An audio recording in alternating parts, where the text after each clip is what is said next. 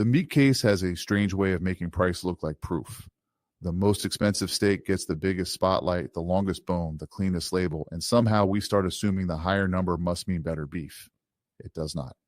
My name is Marcus, and today I want to show you 5 cuts I would think twice about buying, plus 5 cuts I would reach for instead. And I want to be clear about what never buy means here. I'm not saying these cuts are useless. Almost every part of the animal has a job if you cook it the right way. What I am saying is that some cuts are poor buys for the average shopper because the price, flavor, tenderness, and cooking method do not line up in your favor. A cheap, tough cut can be a bad steak, but a great brace. An expensive tender cut can be easy to cook, but weak on flavor. The rule I want you to remember is simple. Price usually follows tenderness more than flavor. Muscles that barely work tend to be tender and expensive. Muscles that work harder can be firmer, but often carry deeper beef character. If you learn to judge meat by flavor, marbling, method, and value instead of reputation, the whole counter starts to make more sense.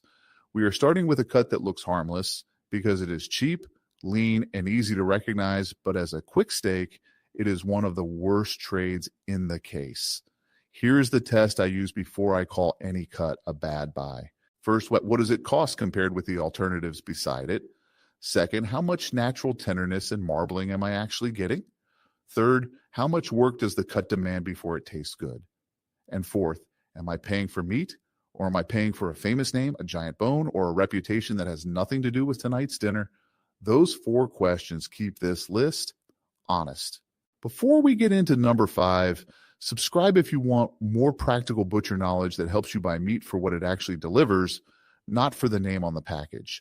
I want you to know which cuts deserve your money, which ones only make sense with a specific method, and where a cheaper piece can beat a famous steak if you understand the animal. If that saves you one disappointing dinner, it is worth knowing. Number 5 on the never buy side is eye of round. Eye of round comes from the rear leg, the round, and that tells you almost everything you need to know. This is a hardworking muscle with very little intramuscular fat. It is lean, tight-grained, and naturally firm. If you cut it into a steak and throw it over high heat, expecting something juicy and tender, you are asking the wrong muscle to do the wrong job. Eye of round is often cheap, but cheap is not automatically value.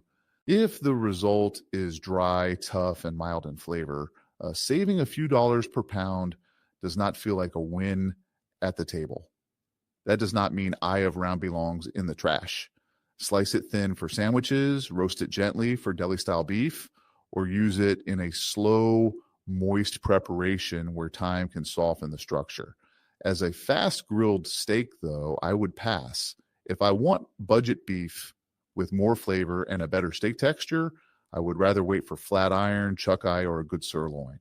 Number 4 is bottom round or generic round steak. Same family, same basic problem. These cuts come from the rear leg where the grain is tight and the muscle spends its life working. They can make excellent pot roast, Swiss steak, or shredded beef when you give them time and moisture. But put a thick round steak on a hot grill, and even a marinade cannot make it behave like a ribeye. Marinade can season the surface and slightly change texture, but it does not magically create marbling or transform a working muscle into a tender loin cut. The price is low because the cooking requirement is high. That trade can be worthwhile if you are braising. It is a poor trade if you want a weeknight steak. For that job, I would rather buy skirt steak, picanha, or even a well-selected sirloin. The important lesson is not round is bad. The lesson is round is not steak night meat unless you know exactly what you are doing. Have you ever bought a cheap round steak thinking you found a bargain and then spent dinner chewing harder than you planned? Tell me in the comments because almost every family has made that mistake once. Number 3 is filet mignon, and this is where people start getting angry because filet is not a bad cut. It is one of the most tender muscles on the animal. That is exactly why it is expensive. The tenderloin does almost no work, so it has very little connective tissue. You can cut a properly cooked filet with almost no effort, but tenderness is not the same thing as flavor. Filet is lean and relatively mild compared with heavily marbled cuts. That is why restaurants so often surround it with butter, bacon, peppercorn sauce, mushrooms, or rich reductions. They are adding the fat and flavor the muscle itself does not bring in abundance. If what you care about most is softness, filet can absolutely be worth it. But if you are paying the highest price in the case because you think you are buying the strongest beef flavor, I would redirect that money. Ribeye gives you far more marbling and deeper richness. Hanger steak can give you intense beef flavor with surprising tenderness. Therese major, sometimes called petite tender, can give you a filet-like shape and texture for much less money when you can find it. So my objection to filet is not quality, it is value. You are paying a premium for one trait. Number 2 is tomahawk. This is one of the easiest cuts to understand once you stop looking at the photograph and start looking at the anatomy. A tomahawk is essentially a ribeye with a long section of rib bone left attached for presentation. The ribeye itself can be fantastic. Right? The problem is the premium. In some markets, tomahawks can push around $35 per pound or more, and part of that weight is a long bone you are not eating. Does the bone look dramatic? Absolutely. Does it make a great centerpiece? Sure. Does that long handle add enough flavor to justify the extra money? Not in my book. If you want ribeye, buy ribeye. Bone in or boneless. The important thing is the marbling in the meat, not the length of the bone. I would rather spend the same budget on a thicker, better marbled ribeye than on a theatrical bone. Think of tomahawk as a celebration purchase, not a value purchase. If the show matters to you, enjoy it. If flavor per dollar matters more, skip the marketing tax. Number 1 on the never buy side is the ordinary supermarket New York strip or generic sirloin steak when the marbling does not justify the price. I am grouping them carefully because both can be excellent in the right grade and the right package. A prime strip with beautiful marbling is a completely different buy from a lean, expensive choice strip sitting under the same familiar name. The problem is inconsistency. The average supermarket strip or sirloin can be hit or miss. One steak is nicely marbled and tender. The next is lean, firm, and still priced like a premium cut. That is where people get trapped by the name. They see New York strip or sirloin and assume the label guarantees the experience. It does not. Look at the meat. If the internal fat is weak and the price is high, walk away. Ribeye is usually more consistent because the rib section naturally carries more marbling. And if you want value, butcher cuts like hanger, flat iron, skirt, bavette, picanha, and chuck eye can often give you more flavor for the money. That completes the 5 cuts I would avoid as default purchases. Eye of round, generic round steak, filet mignon when you are paying for prestige, tomahawk when you are paying for bone, and ordinary strip or sirloin when the marbling cannot support the price. Notice what all 5 have in common. None of them is useless. The problem is mismatch. Eye of round and bottom round needs slow cooking. Filet is excellent if tenderness is your priority, but weak value if flavor is what you really want. A tomahawk is ribeye with a showpiece attached. Strip and sirloin need to be judged package by package. There is one more reason I like making this distinction before we get to the buy list. A lot of shoppers confuse cheap meat with economical meat. They are not the same thing. Economical meat gives you useful yield, good flavor, and a method you will actually use. Cheap meat can still become expensive if half the family leaves it on the plate or if you have to drown it in sauce just to enjoy it. The same goes in reverse. Expensive meat is not automatically wasteful if the quality is obvious and the experience is exactly what you wanted. A beautifully marbled ribeye for a special dinner can make more sense than a cheaper strip that disappoints. Value is not the lowest number on the sticker. Value is what comes back to you after the pan, grill, or oven has done its work. That is why I want you looking at marbling instead of prestige. Fine white flecks distributed through the muscle are what I call butcher candy. They melt during cooking, carrying flavor and helping the meat stay juicy. A huge exterior lump of fat is not the same thing. And that is why USDA grade matters as a shortcut, but not as the only answer. Prime generally gives you more marbling than choice, and choice more than select, but I still compare the actual steaks in the package. A great choice steak can sometimes look better than a weak prime one. Your eyes still get a vote. Now we turn the list around because the second half matters just as much. These are the cuts I actually want you looking for, the ones that give you flavor, tenderness, or versatility at a price that makes sense. And the first one is the premium steak I use as the measuring stick for almost everything else.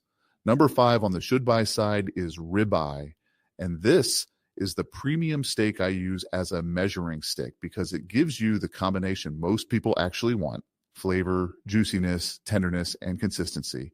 Ribeye comes from the rib section and carries the abundant marbling that makes it special. Those fine streaks of fat melt during cooking, carrying flavor and helping the steak stay juicy. A beautifully marbled prime ribeye can be one of the richest steaks in the case, but I still compare packages. I want fine, even white flecks through the muscle, not one giant lump of exterior fat. Ribeye likes high, dry heat. A hot cast iron skillet or grill works beautifully.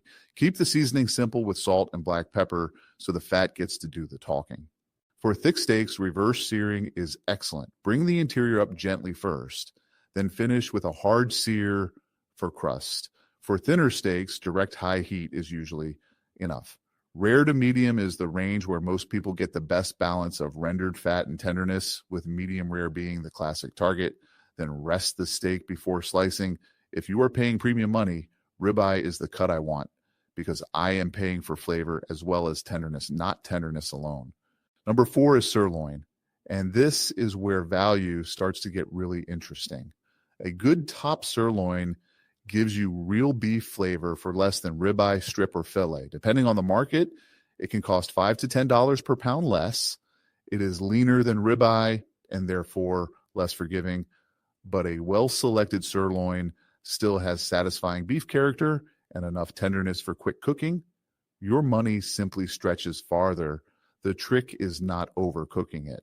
High heat, quick cooking, and a proper rest are your friends. Or if the steak is thick, control the center carefully. If it is thin, move fast. Then identify the grain and slice across it. Sirloin can also be portioned for steak salads, sandwiches, rice bowls, kebabs, and tacos without feeling like you wasted an expensive luxury steak on a mixed dish. That versatility is part of the value. And I want to make a distinction from the never buy section. Generic, poorly marbled supermarket sirloin at a premium price is a bad buy. A good sirloin at a fair price is one of the smartest buys in the case.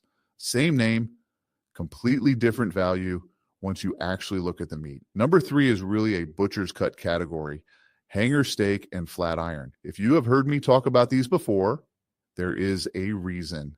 Hanger steak has long been called the butcher's steak because people behind the counter understood how flavorful it was before most shoppers learned the name. It comes from around the diaphragm area and delivers a deep, mineral, intensely beefy flavor. When properly trimmed, it can be surprisingly tender. People sometimes describe it as having ribeye-like flavor with tenderness moving toward filet territory. That description is not a scientific grade, but it explains why cooks fall in love with it. The challenge is supply. There is only one hanger per animal, so when demand rises, availability disappears quickly. And if you see one at a fair price, pay attention.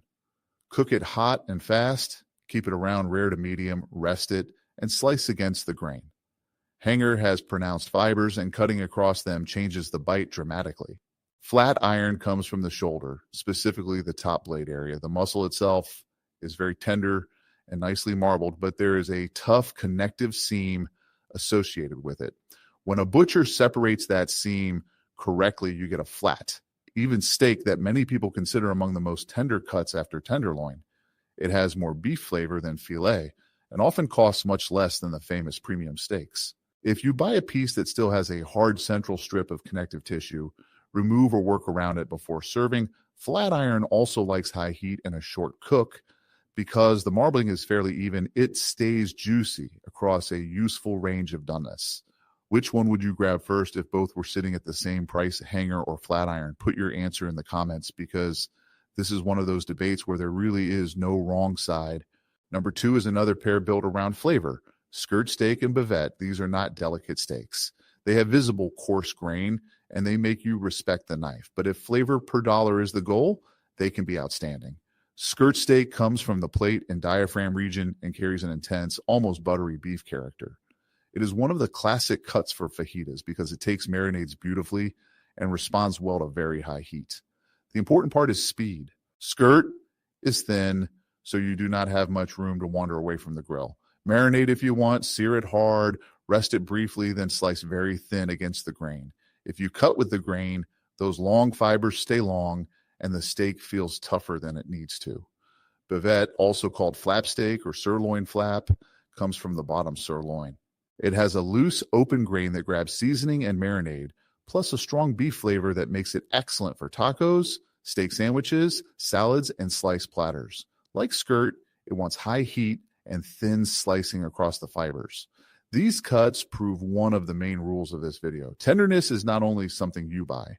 Some tenderness is created at the cutting board. A coarse-grained steak sliced correctly can eat better than a more expensive steak sliced carelessly. Number one on the should-buy side is picanha, tri-tip, or chuck-eye, depending on what your local market carries well.